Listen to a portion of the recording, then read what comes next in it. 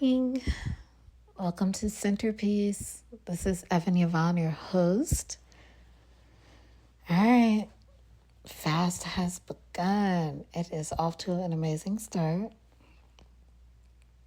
I already have stuff, and that that's not, that's not the goal.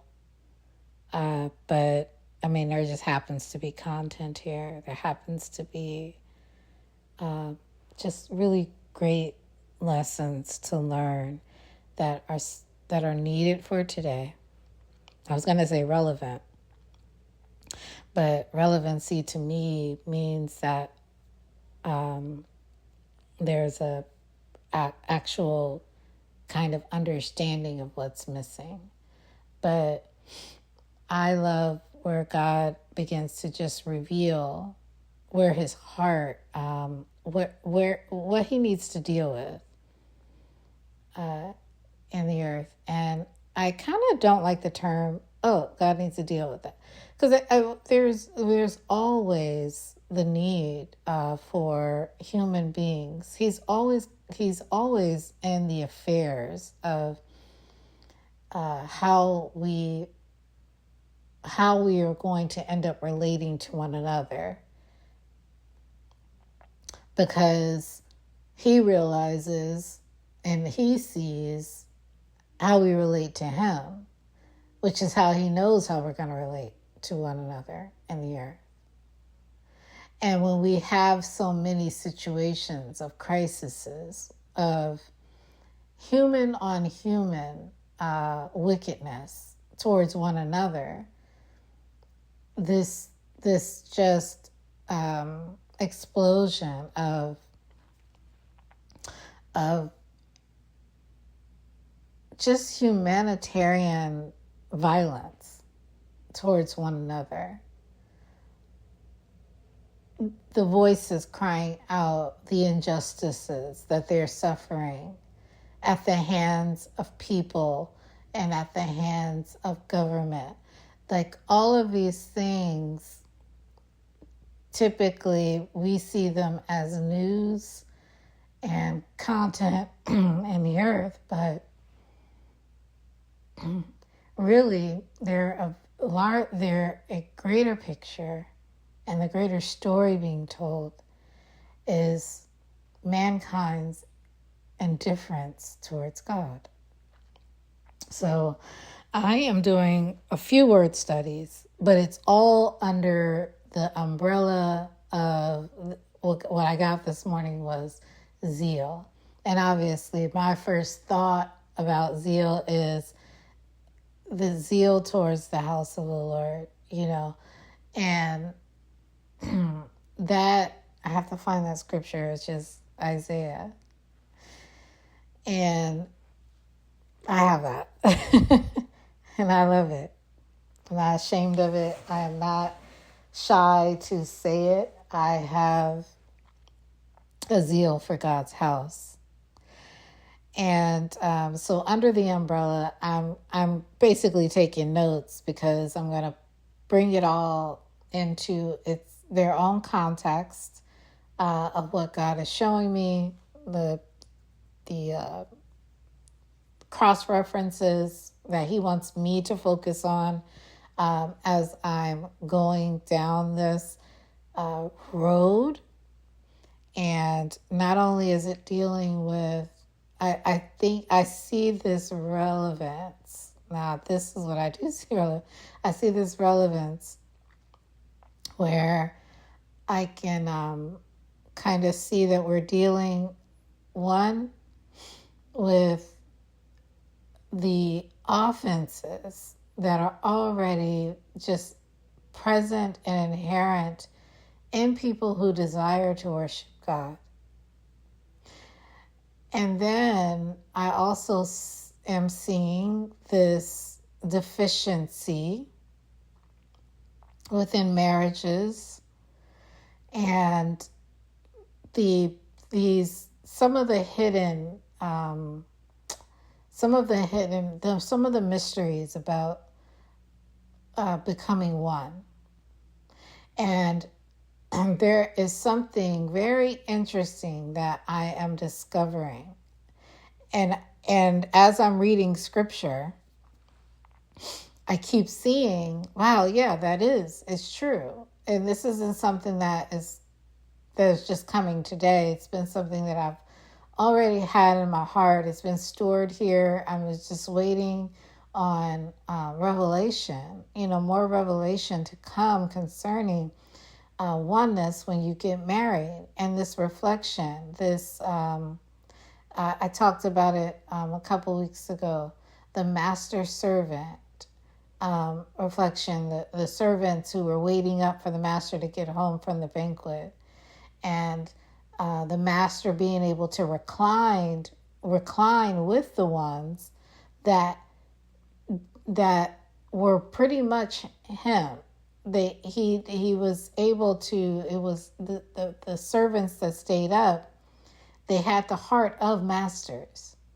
The master who was wise enough to not to need for there to be servants who will let him in his own house. So he didn't have a key. He wasn't, he needed to see who was like him, who has said a loyal love towards him. Those are the servants that he was most like. So they were able to recline together. And God coupled that understanding with that is the idea for oneness in marriage. There's this complementarianism that, the servant never becomes the master. He just realizes that we are pretty much the same person.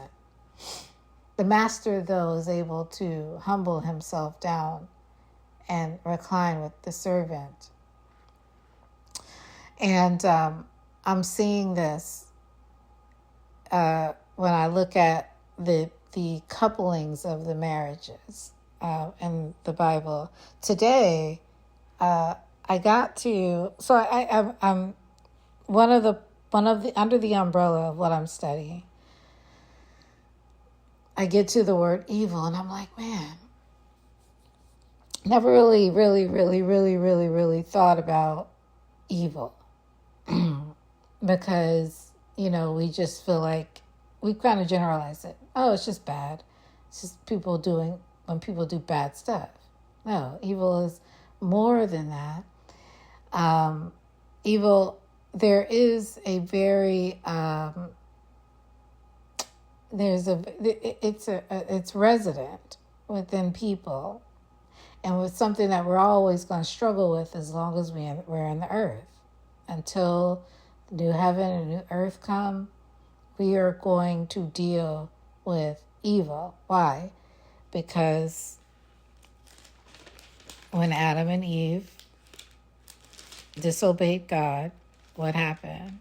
He told them not to eat from the tree of good and evil. I think it was knowledge and evil. I think that we ended up replaced that word, which is also good. I need to get into that. I can't see. Hold on one second.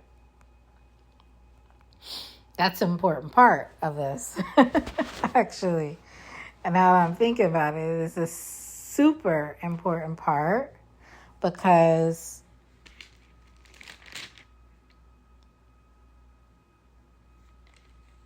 be fruitful and increase. I give you every seed-bearing plant on the face of the earth, and every tree that has fruit or with seed in it. They will be yours for food. And to all the beasts of the earth, and all the birds of the air, and all the creatures that move on the ground, everything that has the breath of life in it, I give every green plant for food. And it was so. So where is it? Okay. The Lord God took the man and put him in the Garden of Eden to work it and take care of it. And the Lord God commanded the man, You are free to eat from any tree in the garden, but you must not eat from the tree of the knowledge of good and evil. For when you eat of it, you will surely die. So good.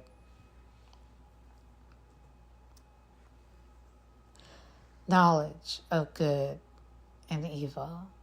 And that's worth studying. But this isn't what this centerpiece is about. The centerpiece is about evil. And so I began to research a little bit. I get to this Jewish thought, Yetzer Hara, which is evil inclination in English. And it says it refers to the innate human tendency towards evil or wrongdoing. It's seen as a competing force against the Yetzer Tuv, which is good inclination, and represents the pull towards selfish desires and sinful action. The Yetzer Hara is not viewed as a separate entity or demon, but rather a natural part of human nature that needs to be managed and overcome. And I was like, yeah, I agree with that. I totally agree with that. Because there is that natural inclination. And immediately I began to think about Cain, because one of my favorite scriptures is what the Lord said to Cain before he killed his brother Abel. Now, this is where I had the issue, because in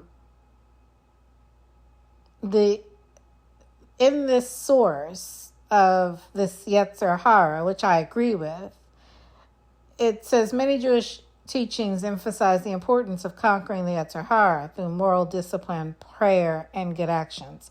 I don't agree with that part. Number one, I see a great conflict with the modern thought of moral action. I see it as a direct enemy of the purposes of Jesus. And it's not something that I can just sum up in one phrase and explain. It is a culture. There is such thing as a moral, it has arisen in this time, a moral culture. And morality is not, it is whitewashing. That is what morality is. It is not the righteousness of God. It's not the righteousness of God. It is not faith by works. The very nature of how it is represented, it is a veil. It's a veil. And so I have a huge problem with modern thought on morality. It's not truth. So, and there's no person on earth that will be able to prove me wrong, because morality in this age is worth nothing. Your outward actions are worth absolutely nothing if the inside of your mind, your thoughts, your heart are wicked and evil in the sight of God. It doesn't, he does not say, oh, they're moral. It's not worth anything in this age. So I said no. And then it also says that it's not seen, they don't necessarily, there are key points to remember. The Yetzer Hara does not appear in the Hebrew Bible, but it's a concept developed in later Jewish religious texts. I didn't agree with that as well. This is why. Because Cain and God's conversation confirmed that there is this this idea or this thought already. So that's what I want to read.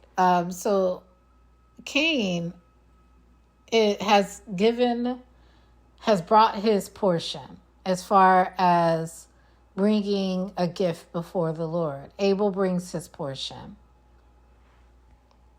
God is not impressed, or he does not look upon favor. He doesn't look upon Cain's offering with favor. He looks upon Abel's offering with favor. That does something in Cain's heart. And so God turns to Cain and he says, "Why are you angry?" That's what it does in Cain's heart. It makes Cain angry. "Why is your face downcast? If you do what is right, will you not be accepted? But if you do not do what is right, sin is crouching at your door. It desires to have you, but you must master it." We already see what Adam and Eve did as far as eating from the tree of the knowledge of good and evil being manifested in their children. God sees something off in Cain's whole countenance and his demeanor. And one thing about Cain is we read this story when Cain gets to Abel and actually lures him off to kill him. But Cain is not angry at Abel. Cain's angry at God. He takes out what he's angry at God about on Abel. It is the heartbeat of the stain. And I see it in people. It is the heartbeat and the stain of having disdain towards God and thinking that you can mask it, never dealing with the fact that what your issues are, period, have nothing to do with other people. It has everything to do with your relationship towards God. Everything. We really have no human relations. All of our human relations are reflections on our relationship with God. I'll go further to really kind of just lay that out. So I want to get to my notes because that's where my thought process has gone. Now,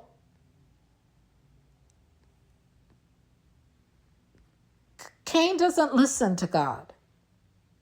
He's still angry. Not only does he lure off Abel to kill him, now God has to deal with that. The consequence of it, of him not listening to God. He did not master it. Not only did he not master it, he waxed over worse. It's all started with an offering that was not accepted, that God didn't accept it. He was like, Like it's like a petty gift when somebody gives you something and it's like, no, there's something off about what you're doing. There's something behind it. It's tainted. Something's going on with that.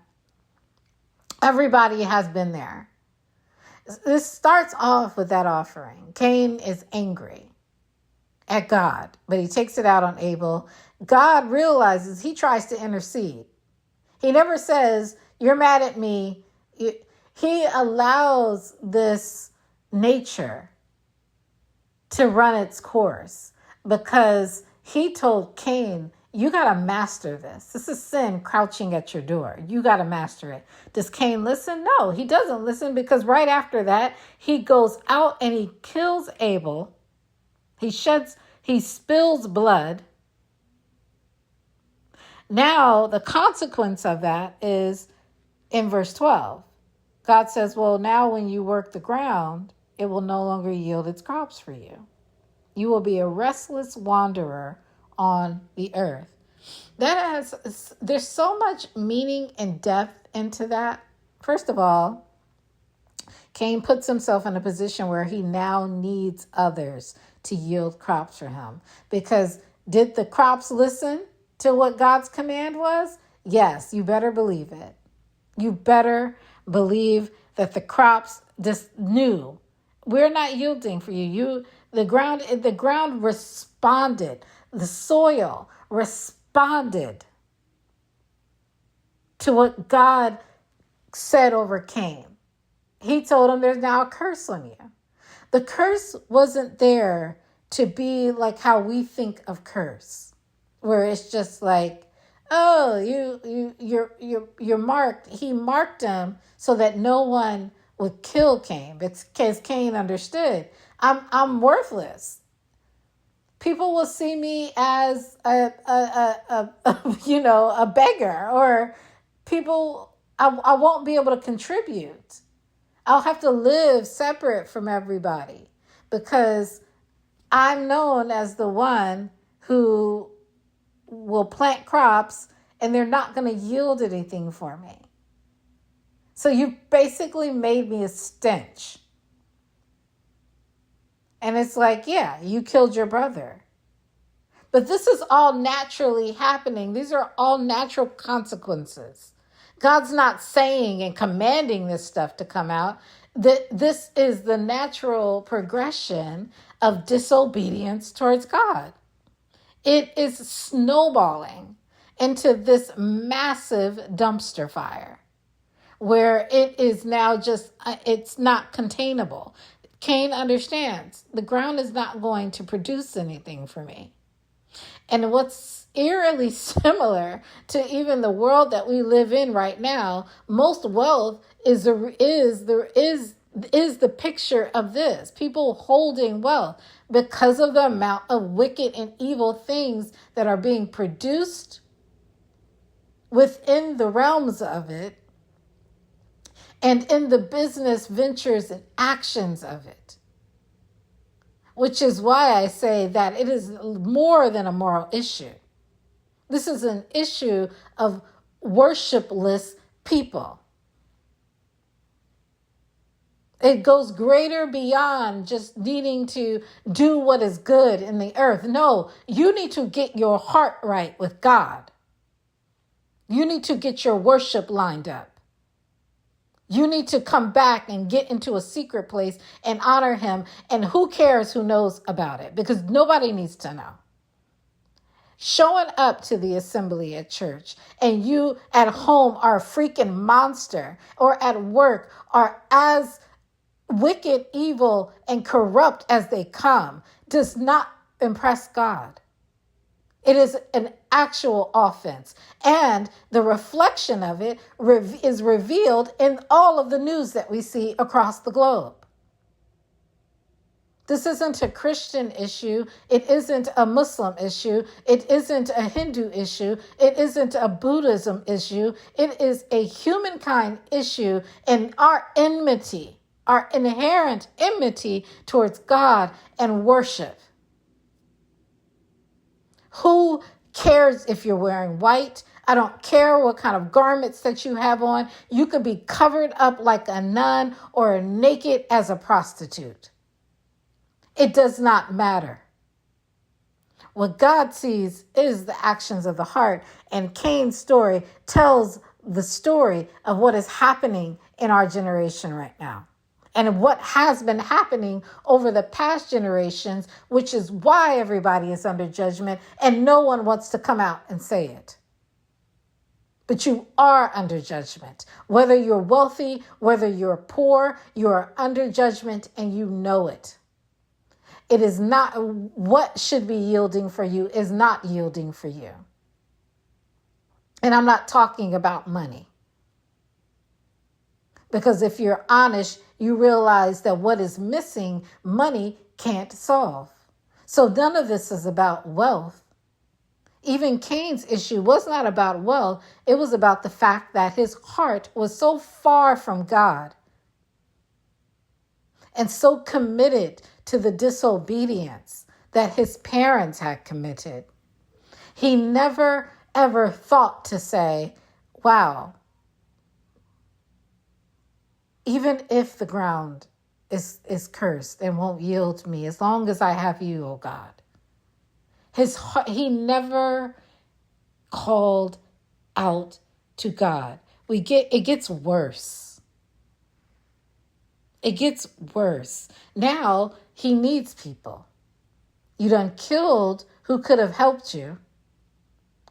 And now you're living under a curse where you realize that your sentence is that the crops won't yield for you. So it's not like you can go off into isolation and just do your own thing and now everything is done.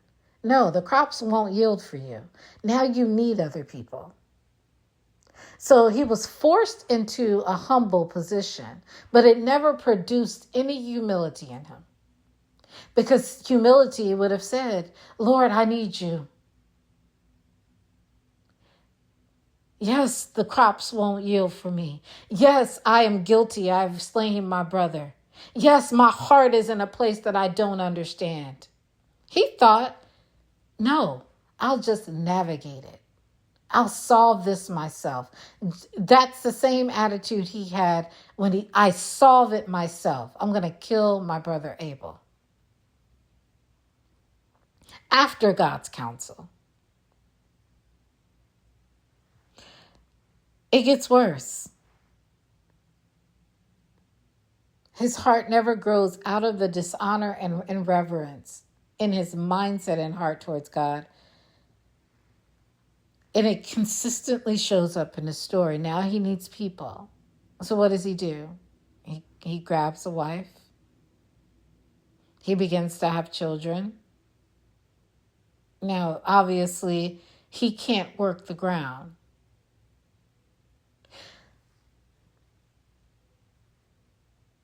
And that attitude is always present. That mindset, that iniquity of the shame that is in a heart when you can't produce for yourself and you need the help of others. But instead of humbling yourself, because you've been put in a humble position, but it doesn't mean that you've humbled yourself, because he never calls on the name of the Lord. Now it's everybody else's problem. I can't do for myself, so I'm going to rule over you. I can't come up with ideas. So what I'll do is in my position as over you, I'll take yours.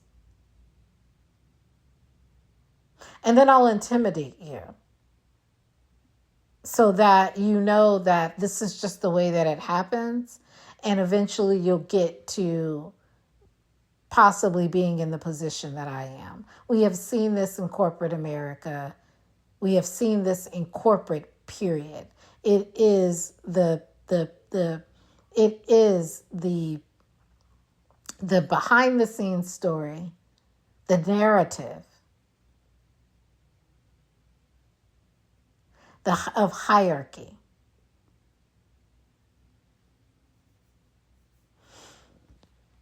This. It's all coming together in Cain's story. All of the stuff that we just despise in the earth, in our modern time now. Cain never calls on God. He has kids. We get to Lamech, who I talked about the other day. Lamech takes on 2 wives, oppresses 2 women, and he obviously reflects the character. They're all a community. They're all descendants of Cain. The womanizer. He takes 2 wives. and says, listen to me. I have killed a man for wounding me. Like, just ill. And pronounces his own Lamech, Cain's great-grandson or grandson, great-great-grandson. He pronounces his own decree as if he is God. If Cain is avenged 7 times, you take that story and you make it about you, then I'm avenged 77 times. How dare you? And it gets worse. They never stop and say, they never call on the Lord. And that's so dangerous, because what you say as a man who doesn't call on the name of the Lord is that I'll figure it out myself. And there's no scarier place to be than with a man who thinks like that. I'll figure it out myself.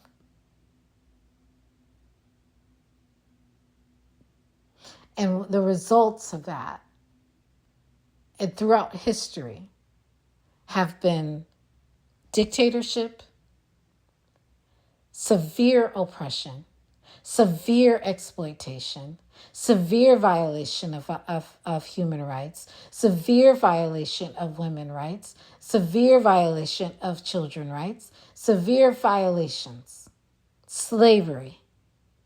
These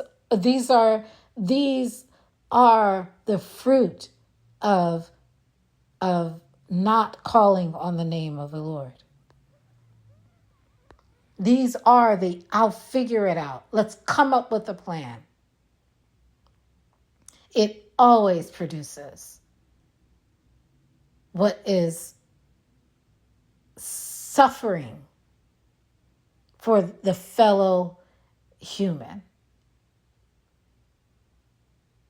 And it gets worse. It just keeps going worse. Because if I'm talking about this idea of what is the Jewish word?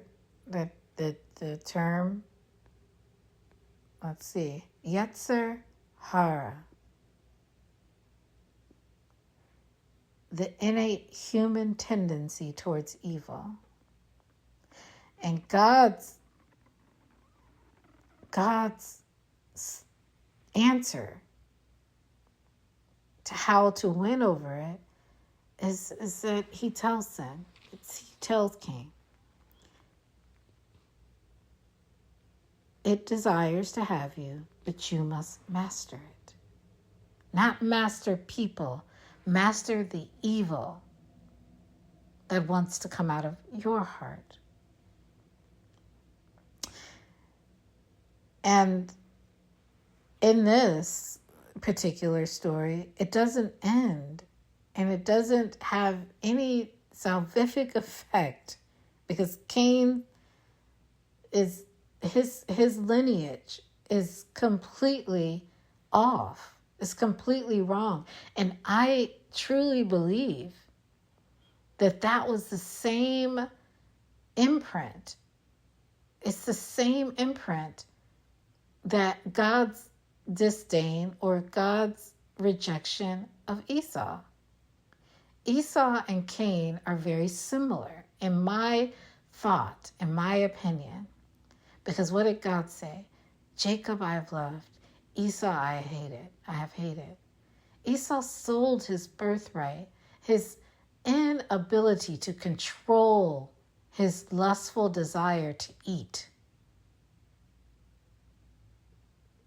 It's the same stench. It's the same stain.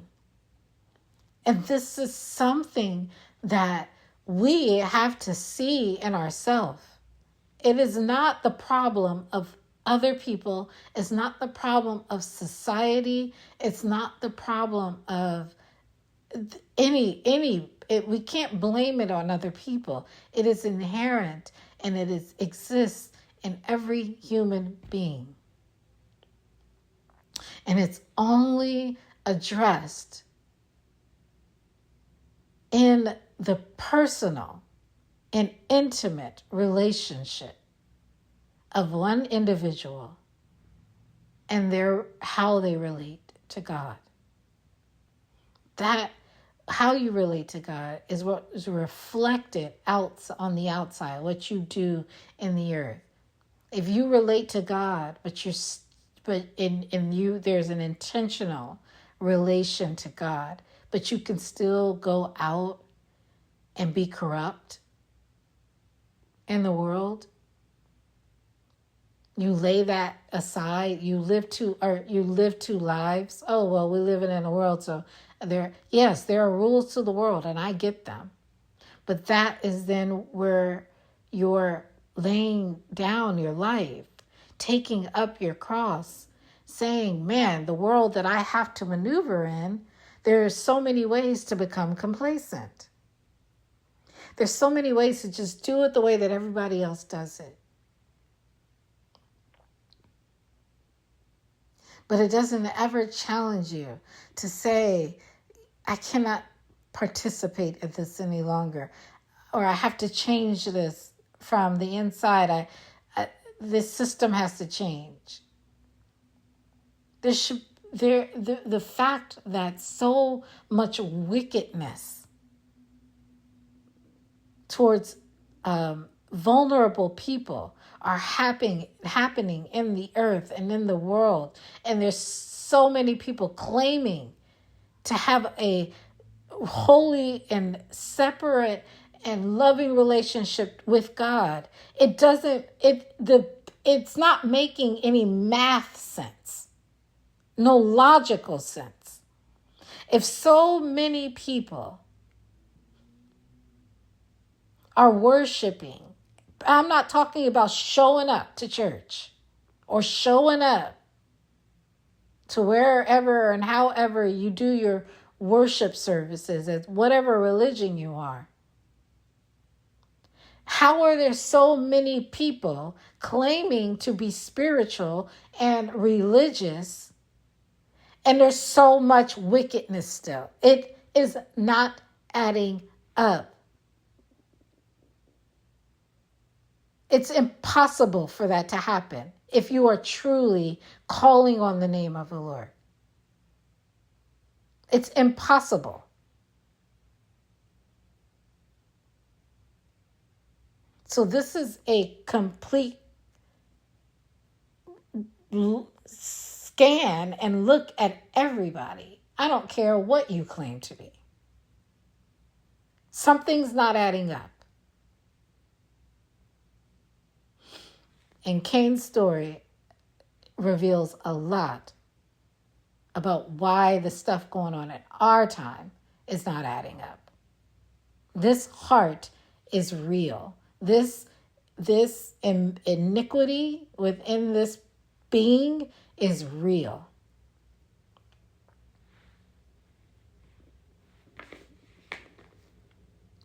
So we get finally to 25. Adam lay with his wife again, and she gives birth to a son and names him Seth, saying, God has granted me another child in place of Abel, since Cain killed him. Seth also had a son and named him Enosh. At that time, men began to call on the name of the Lord.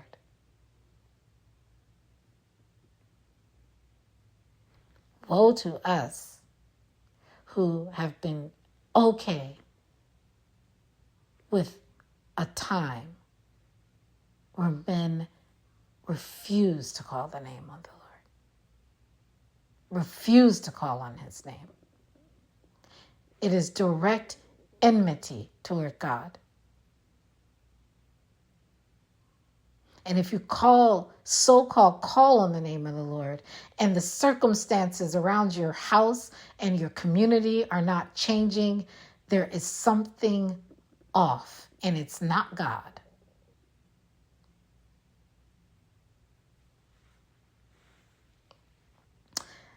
So there it is. That's my centerpiece for today. Well, for this time, because I'm sure that I'll have more. I'm going to go deeper into my word study of zeal. And it's going to be bomb. We got so much work to do as a global community. We have so much work to do. So much work. Personal, devotional work to do.